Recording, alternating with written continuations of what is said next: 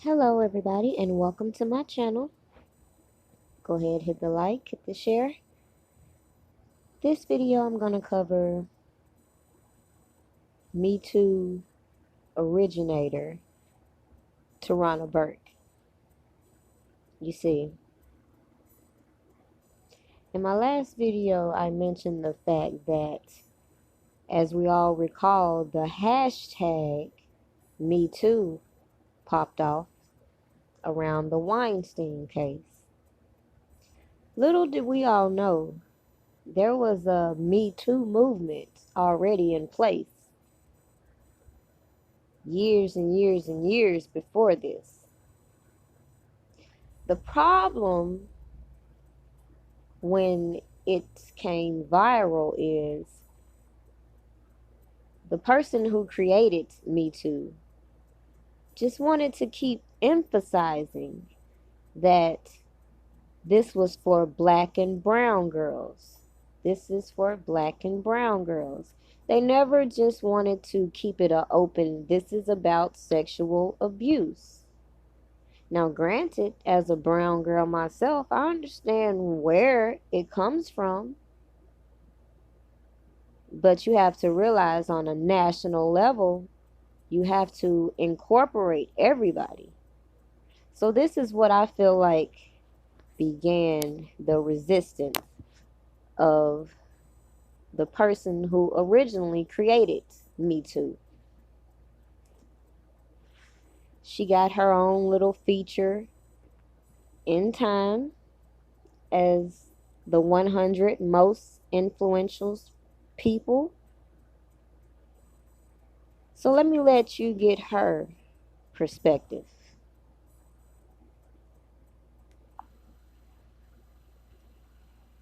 My name is Tarana Burke, and I'm the founder of the metoo movement.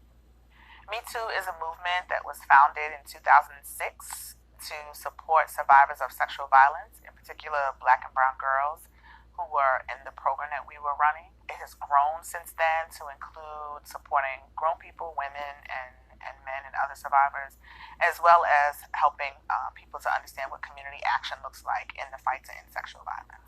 I was working and living in Alabama at the time, and we started this organization called Just Be Inc., and that was about teaching the young women who we worked with, to helping them develop a sense of self-worth, which we differentiated from self-esteem, right? Our theory was that you have to build a sense of self-worth before you can have a healthy self-esteem.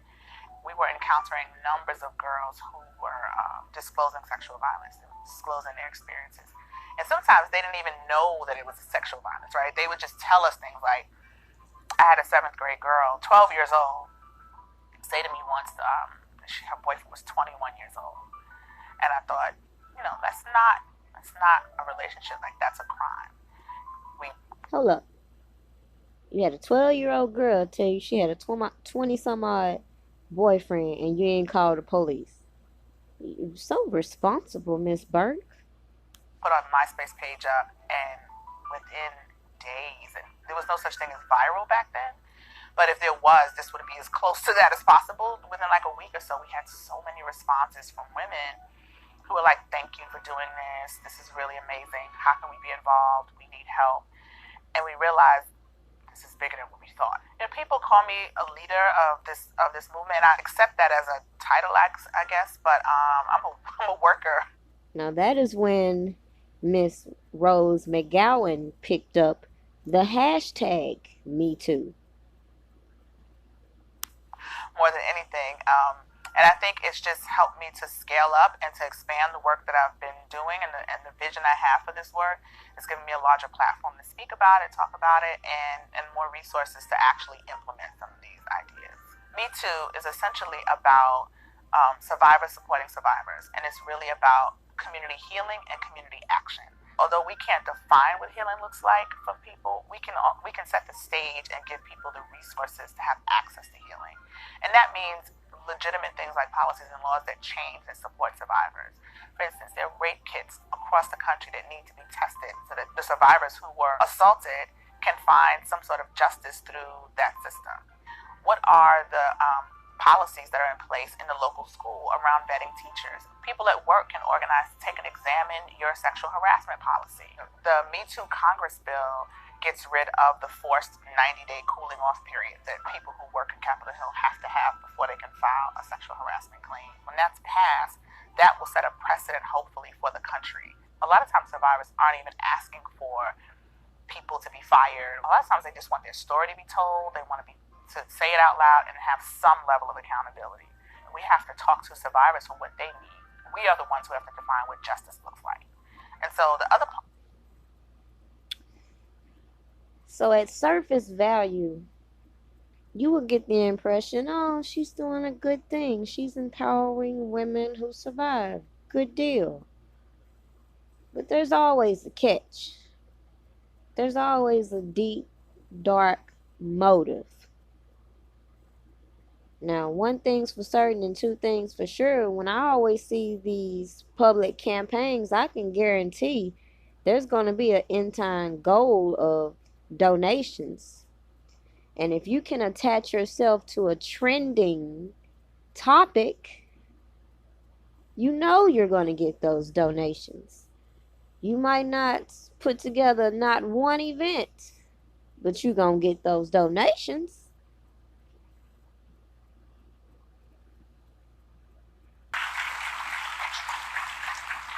Because you have become so synonymous with the Me Too movement and this idea of justice, we've just learned today that a New York grand jury indicted. And it's funny, he said, and this idea of justice. But is this idea of justice legal?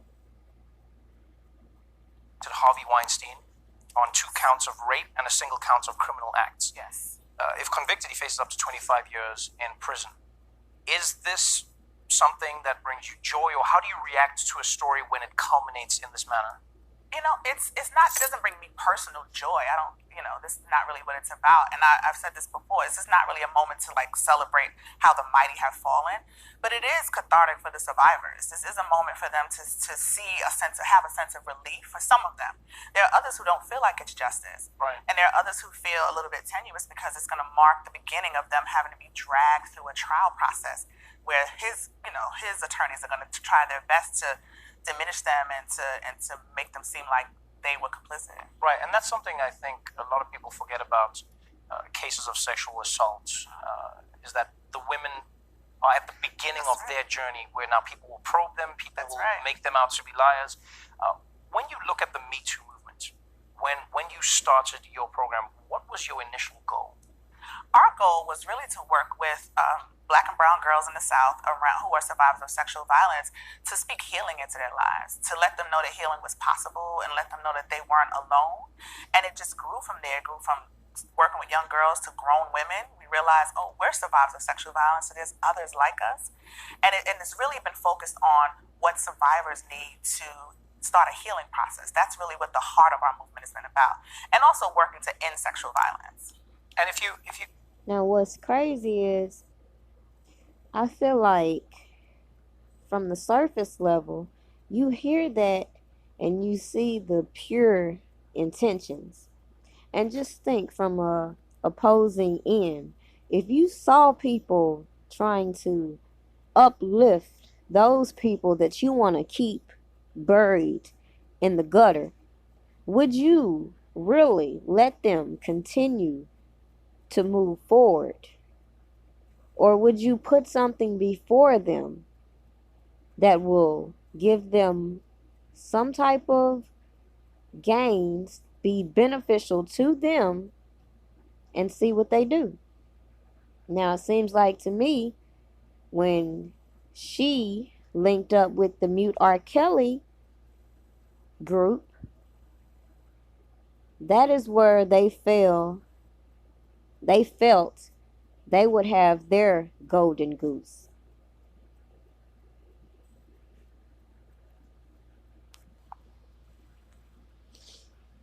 See, in all the earlier interviews I pull up of this lady, I don't hear her talking about, I've heard years and years of abuse about R. Kelly. I don't hear that until after she links up with mute R. Kelly. And the thing is this, just because you hear accusations and you don't see any criminal ratifications from that, does that mean it's right to slander this person? The first thing they say is that women that come out are going to be disregarded. So, as an activist, you don't feel it's your responsibility to validate the claims that you're putting in the forefront of the public?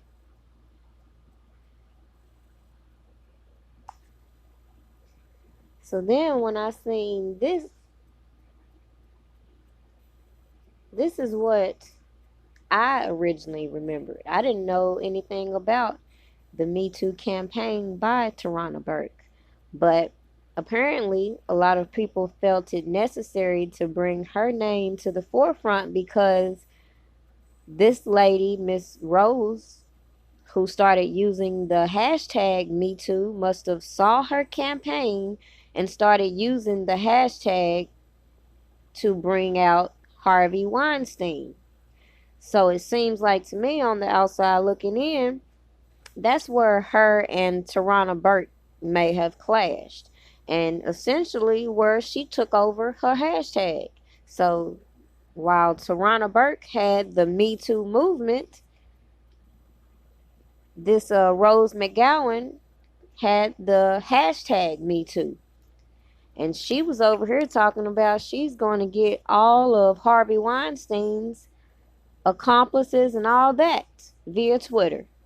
So it seems like to me, Miss Tarana Burke decided, I'm going to have to one up them. They already done stole my damn name. Who can I fucking get? R. Kelly. He already done got all these lawsuits against him. Perfect person for me. So that's what I think. But let's go ahead. Rose McGowan. She is one of the women who ignited the Me Too movement, calling out the man she says sexually assaulted her. She says she is a victim, but also a survivor. We're going to speak to Rose in just a moment, but first, her story. She was one of the first to sound the alarm in Hollywood. For Weinstein, it has been a swift and severe fall from grace. The new fallout from the Harvey Weinstein scandal. In a role she thought she'd never find herself in, Rose McGowan leading the charge against movie mogul Harvey Weinstein. I've been silenced for 20 years. I have been slut-shamed. I've been harassed. I've been maligned. And you know what? I'm just like you. McGowan accusing the once powerful producer of sexual assault in 1997, saying her life was hijacked. Determined to find her voice, McGowan took to Twitter last October to publicly call out Weinstein, tweeting, "HW raped me." Her series of tweets helping empower almost 100 other women to come forward about Weinstein's behavior, igniting a movement. Hashtag Rose McGowan also putting all of Hollywood on. Yeah, that's what it looks like to me. They sat back, watched all the stuff Miss Rose McGowan was doing against a good old Harvey Weinstein. And they started doing the same thing for R. Kelly with this mute R. Kelly.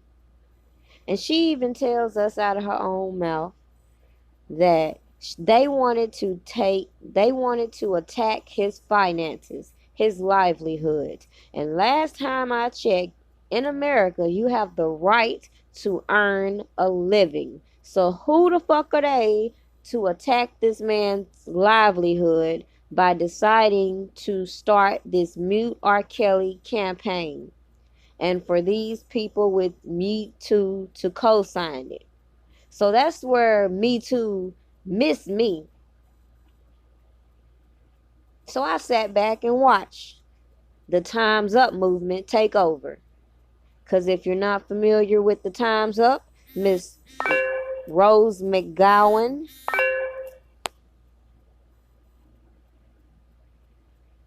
she is connected to the Time's Up movement.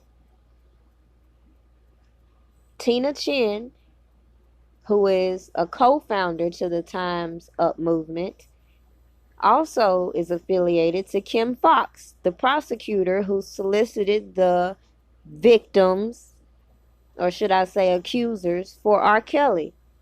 So they was all good with the Me Too movement going further with R. Kelly so they could go ahead and tap Harvey Weinstein on his hand and brush him on to the wayside while they try to push this R. Kelly's a monster narrative so we forget about how they have locked him up in this cage without any proof of his guilt. Releasing a statement reading, Mr. Weinstein denies Rose McGowan's allegations of non-consensual sexual contact, and it is erroneous and irresponsible to conflate claims of inappropriate behavior and consensual sexual conduct later regretted with an untrue claim of rape. Not answering any questions, all right? Just leave us. A star on the rise, McGowan playing strong female characters in Scream. Even if help's coming, it's not going to be till daybreak. And Phantoms with Ben Affleck, both films produced by Weinstein. These films and others forced her to promote movies with the man she despised most. In her new book, Brave, she vividly describes the experience of having to work with him. Quote, I had to do press events with the monster and see photos of us together, his big fat paw pulling me into his body. Monster. Key words they like to use. Key words to make the public sympathize with them because they're helpless women. They would never try to exploit their own sexuality for their gains.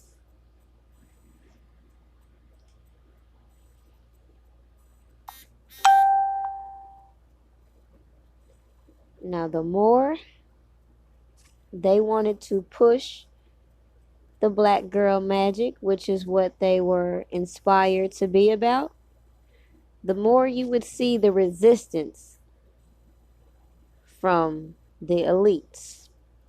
And that's when I seen the shift. Mute R. Kelly strategically isolated this man's finances,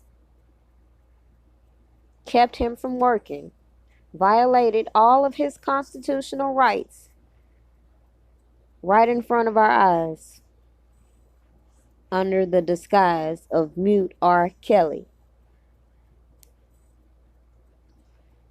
And then, after they successfully made an impact in the public's eyes, they started getting their little contributions, which is always a plus, right?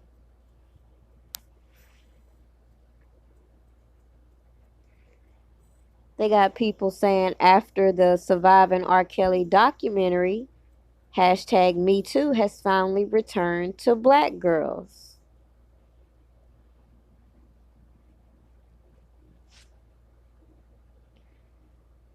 So this so-called program, A Long Walk Home, does a lot of campaigning for Me Too and Mute R. Kelly, and has also hosted gatherings for the Surviving R. Kelly docuseries. And what's funny is, while people were so busy keeping up a commotion, they should have been at this address with that same energy trying to shut it down June 4th.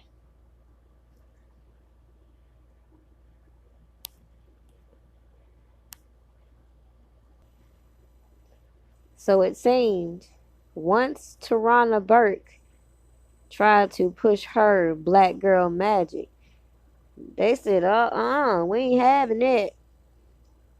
We had to do something else. They had to make sure to take over with this Time's Up. And you damn sure don't see Tarana Burke on there.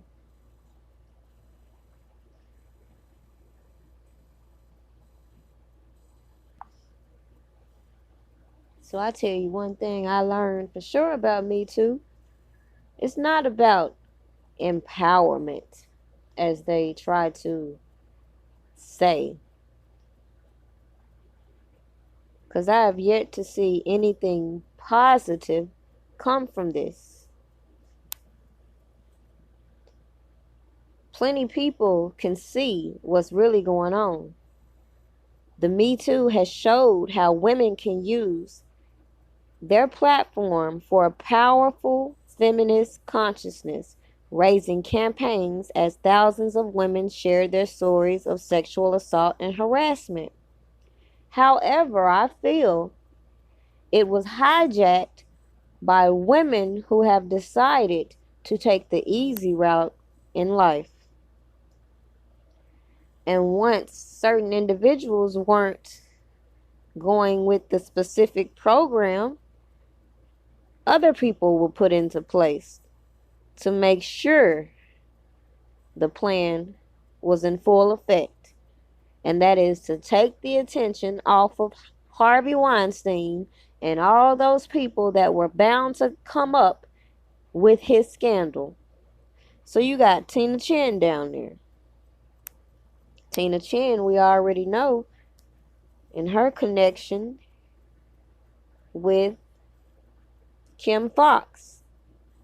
And never mind the person they tried to gracefully bow out, Lisa Borders, who was the CEO, had stepped down because her son was accused of sexual harassment. So imagine that.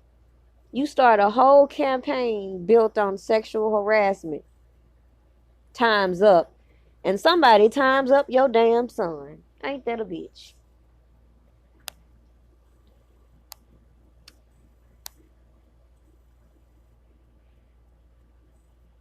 You got this A Long Walk Home, which associated with Tarana Burke, praising John Legend. Because, of course, he donates to their campaign. Imagine that. She wants to keep it known. I originally created the Me Too movement. But guess what? You were doing too much. You went with the plan and targeted R. Kelly. But this whole melanin magic, they wasn't expecting none of that.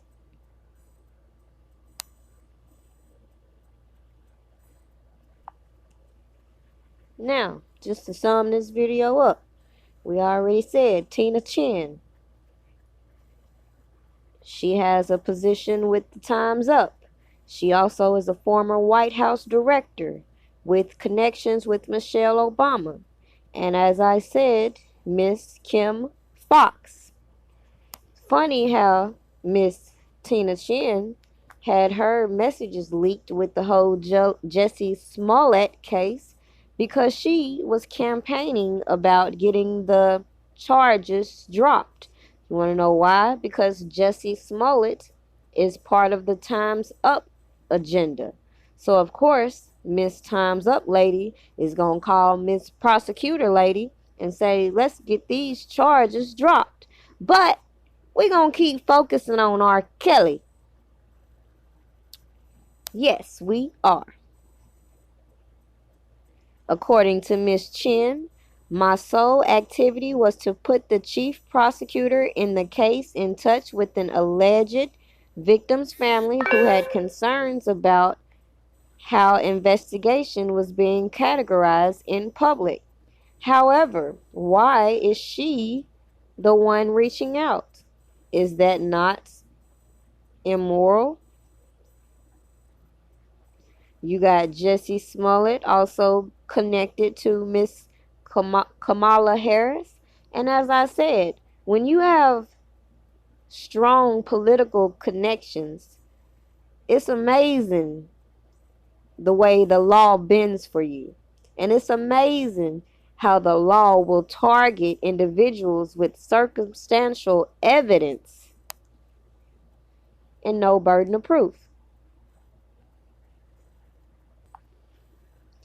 it was okay for Time's Up to get Jussie Smollett out of hot water when he staged his own attack because he's good friends with the Obamas. Michelle Obama knew Jussie Smollett very well, and Michelle's former chief of staff, Tina Chin, reached out to Kim Foxx about the Smollett case. This is now under investigation.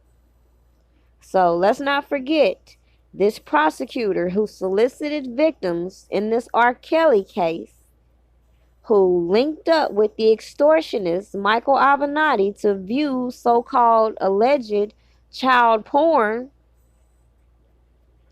wants to forget about how she dismissed these charges, referring to R. Kelly as a pedophile and Jussie Smollett as a washed-up actor.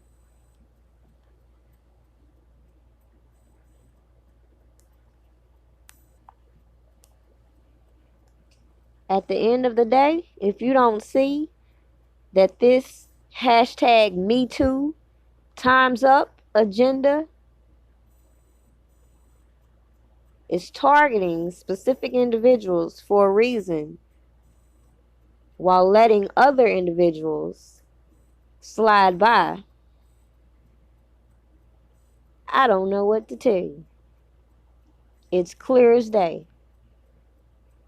So just something to think about. Nobody is victim shaming, victim bashing. But you cannot, in good conscience, take a person's story alone as truth. You've heard it like I've heard it. There's 3 sides to every story. One person's truth, the other person's truth, and the real truth. So just keep in mind, Surviving R. Kelly only gave you one version. Time's Up, Me Too are only giving you one version. Have a great day.